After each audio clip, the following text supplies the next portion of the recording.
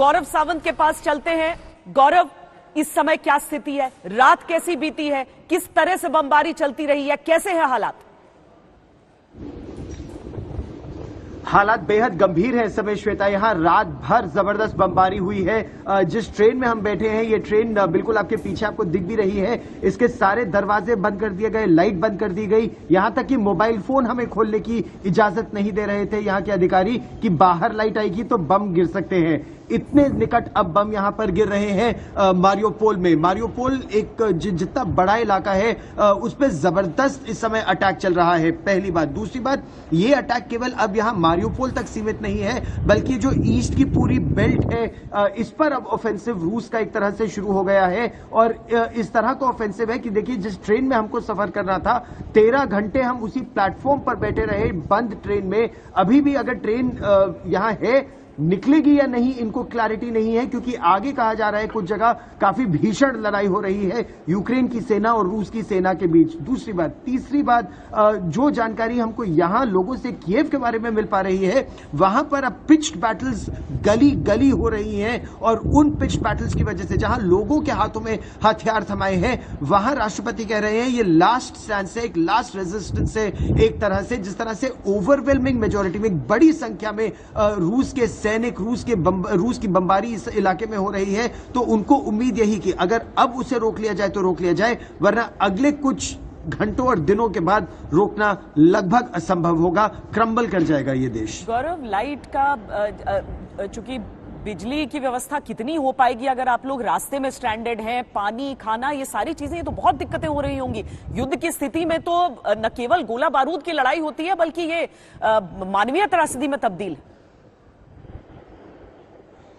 और मानवीय त्रासदी बड़ी इसलिए भी हो सकती है, जैसे जिस ट्रेन में हम बैठे हैं इसमें लोग मारियोपोल शहर से पास के गांवों में जाना चाहते हैं। वो किसी और बड़े शहर में नहीं जाना चाहते, क्योंकि शहरों पर हमला होता है, गांव में लोग सुरक्षित रहते हैं। तो खाना, पानी तक बड़ी बड़ी 5-5 लीटर की बोतलें, छोटे छोटे बच्चे भी वो बोतलें लेकर गाड़ियों में बैठे हैं ताकि वो उन गांवों में जा सके और वहां सुरक्षित रह सके। लेकिन इसमें कुछ ऐसे भी लोग हैं जिन्होंने अब यह मन बना लिया है कि उन्हें इस देश में नहीं रहना है। जैसे बीती रात अपना मनोबल बढ़ाने के लिए दारिया और पाशा, 2 यंगस्टर्स थे जो गाना भी गा रहे थे। अब वो गाना बिल्कुल पूरी तरह से बंद है, मायूस चेहरे हैं। और उनकी कोशिश ये है श्वेता कि वो ये शहर छोड़कर ही नहीं, देश छोड़कर चले जाए। तो उनकी मंशा ये है कीव तक पहुंचेंगे, कीव से किसी तरह पोलैंड के बॉर्डर पर पहुंचेंगे और फिर वहां से पोलैंड निकल जाएंगे। ये उनका प्रयास है।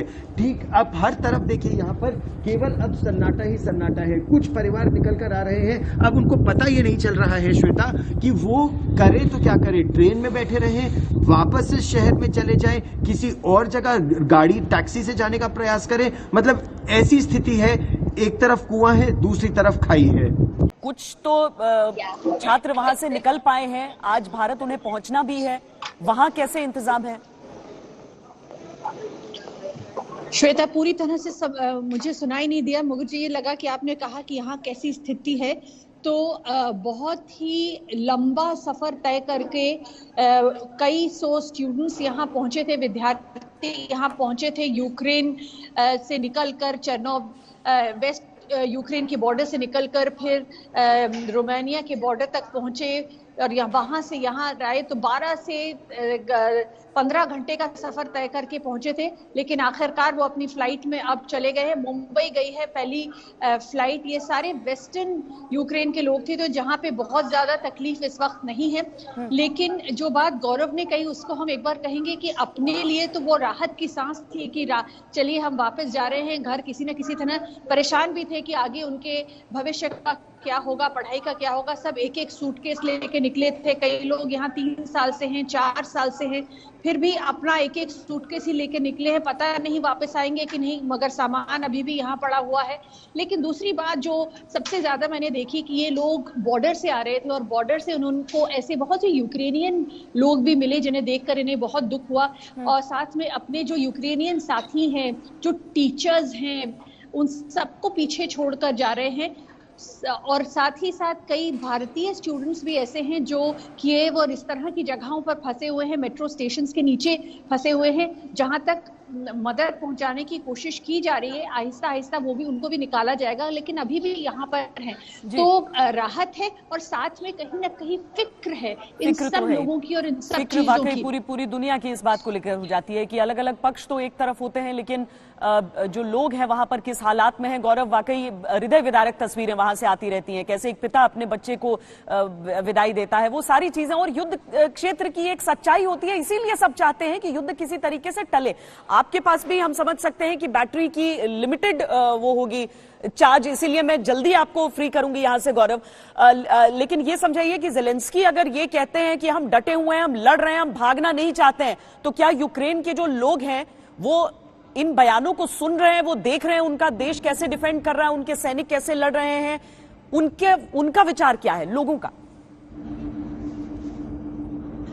बीती रात ट्रेन में जिन लोगों से हम बात कर रहे थे या उससे पहले शहर में जिन लोगों से हम बात कर रहे हैं श्वेता, वो इस लड़ाई से दूर जाना चाहते हैं। वो उनका ये कहना है कि हम तो सोच रहे थे कि अब प्रॉस्पेरिटी आएगी, हम ये सोच रहे थे कि हमारे बच्चे अच्छे से पढ़ेंगे और आगे निकलेंगे, और अब एकाएक ऐसा युद्ध का यहाँ माहौल है। और माहौल क्या, युद्ध हो रहा है। मतलब जिस तरह से बम यहाँ पर अब शहर के आसपास गिर रहे हैं, ये दिखाता है कि अब ये युद्ध केवल सीमाओं पर नहीं, अब तो ये शहर की गलियों में ये युद्ध हो रहा है। और इसीलिए पहली उनकी क्या इच्छा है, अगर शहर से निकल पाए तो निकल जाए, नहीं निकल पाए तो घर के अंदर रहे।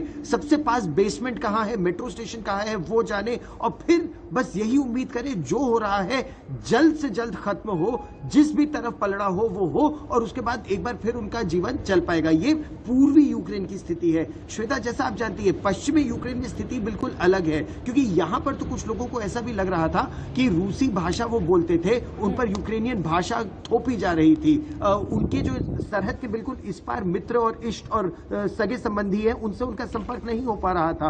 तो ये लोग तो चाहते हैं कि वो सगे संबंधी उनसे बात करते रहे। सीमा के उस पार क्या हो रहा है इनको मोबाइल फोन पर पता चलता है। उससे और डराने वाली तस्वीरें सामने आ रही हैं कि उस पार से जो इनको जानकारी मिल रही है कि बड़ी संख्या में तोपे, टैंक, बख्तरबंद गाड़ियां, सिपाही सब तैनात है, बस एक और अटैक के लिए वेट कर रहे हैं। तो ये केवल ऐसा नहीं है कि रूस ने अपनी सारी ताकत अभी से झोंक दी है, रूस ने तो अभी अपनी ताकत का एक हिस्सा झोंका है, उसके बाद ये स्थिति है। जरूरत पड़ने पर उनका जो सेकंड ऑफेंसिव शुरू होगा, उससे लोग बहुत घबरा रहे हैं और उसी से बचने के लिए इस समय यहां से जा रहे हैं।